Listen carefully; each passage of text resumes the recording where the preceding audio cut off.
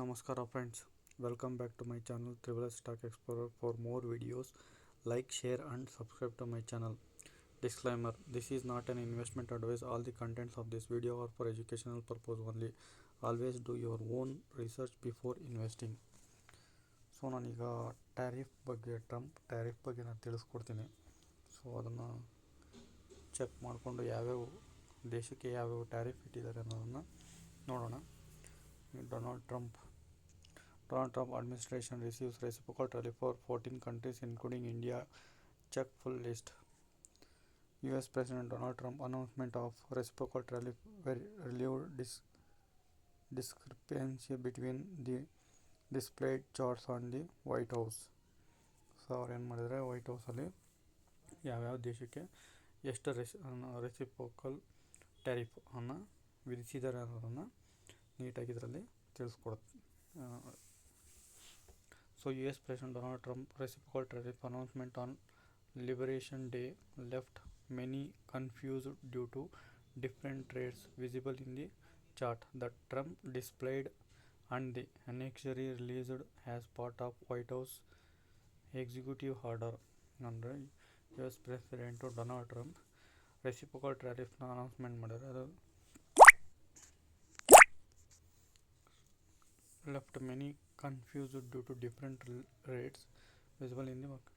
So for example, in the case of India, Trump is chart displayed a 26% reciprocal tariff, but the White House document showed 27%. This discrepancy was evident for multiple countries. So emerged between the White House annex and Trump Rose Garden presentation chart for at least 14 economies. The annuality shows rates precisely 1 percentage point higher than. So ಅದರದ್ದು chart ಇಲ್ಲಿದೆ ನೋಡಿ.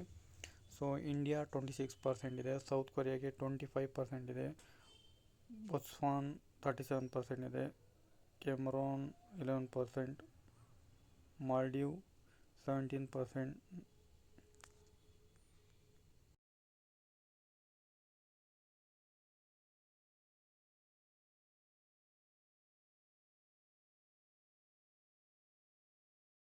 ಇದನ್ನೆಲ್ಲ check ಮಾಡ್ಕೊಳ್ಳಿ. So initially the NX listed India at 27 instead of 26. White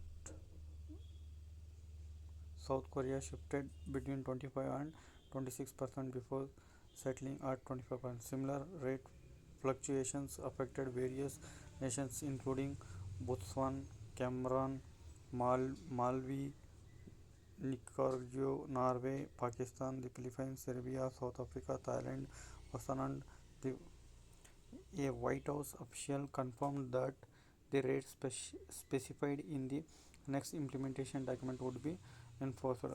so ಇದು ಏನಾಗಿದೆ ಅಂತ ಅಂದ್ಬಿಟ್ರೆ, ಇದು ಟ್ಯಾರಿಫ್ ಅನ್ನೋದು ಇದು ಹೆಂಗಾಗಿದೆ ಅಂದರೆ, ಇನ್ನೊಂದು ದೇಶದ ಮೇಲೆ ಏನು ಇವಾಗ ಇಂಡಿಯಾದವರು US ಅಲ್ಲಿ ಹೋಗ್ಬಿಟ್ಟು ಪ್ರಾಡಕ್ಟ್ನ ಮಾರಬೇಕಂದ್ರೆ ಅದಕ್ಕಿಷ್ಟು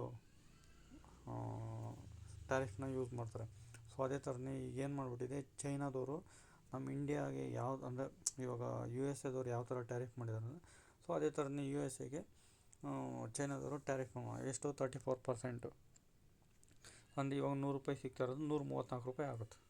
ಸೊ ಆ ಥರನ ಇವರು ಟ್ಯಾರಿಫ್ನ ಯೂಸ್ ಮಾಡ್ತಾರೆ. ಇದು ಹೆಂಗಾಗಿದೆ ಅಂದರೆ, ಎಲ್ಲ ವಸ್ತುಗಳ ಬೆಲೆ ರೈಸ್ ಆಗುತ್ತೆ, ಸೊ ರಿಸಿಷನ್ ಸ್ಟಾರ್ಟ್ ಆಗುತ್ತೆ. ಸೊ ಇದರಿಂದ ಏನಾಗುತ್ತೆ, ಸೊ ಇರೋದನ್ನೇ ಯೂಸ್ ಮಾಡ್ಕೊಂಬನ ಅಂತ ಹೇಳ್ಬಿಟ್ಟು ಬಂದುಬಿಡ್ತಾರೆ. ಇವಾಗ ಹಳೆ ಮೊಬೈಲು ಅದನ್ನೇ ರಿಪೇರಿ ಮಾಡ್ಕೊಂಡು ಅಟ್ಲೀಸ್ಟ್ ಒಂದು ಸ್ವಲ್ಪ ದಿನ ಯೂಸ್ ಮಾಡೋಣ ಅಂತಾರೆ, ಬರ್ತಾರೆ ಎಲ್ಲ. ಸೊ ಅದೇ ರೀತಿಯೇ ಆಗುತ್ತೆ. ಸೊ ನೋಡಿ, ತುಂಬಾ ಮುಂದಿನ ಇದರಲ್ಲಿ ಟ್ಯಾರಿಫ್ ಯುದ್ಧ ಅಂದರೆ ಇದೇನಾಗಿದೆ, ಟ್ಯಾರಿಫ್ ಅನ್ನೋದು ಯುದ್ಧ ಥರ ಆಗೋಗ್ಬಿಟ್ಟಿದೆ ಈಗ. Thank you for watching. So next ಏನಾಗುತ್ತೆ ಅಂದರೆ, ಇವಾಗ ಎಲ್ಲೆಲ್ಲಿ ಯಾವ್ಯಾವ ದೇಶದಲ್ಲಿ ಕಡಿಮೆ ಸಿಗುತ್ತೆ ಅನ್ನೋದು ನೋಡಿಕೊಂಡು, ಸೊ ಅದ್ರ ಮೇಲ್ಗಡೆ ಎಲ್ಲ ದೇಶದವರು ಅದನ್ನ ನೋಡಿಕೊಂಡು ಯಾವ ಬೈ ಮಾಡ್ಕೊತಾರೆ. Thank you for watching.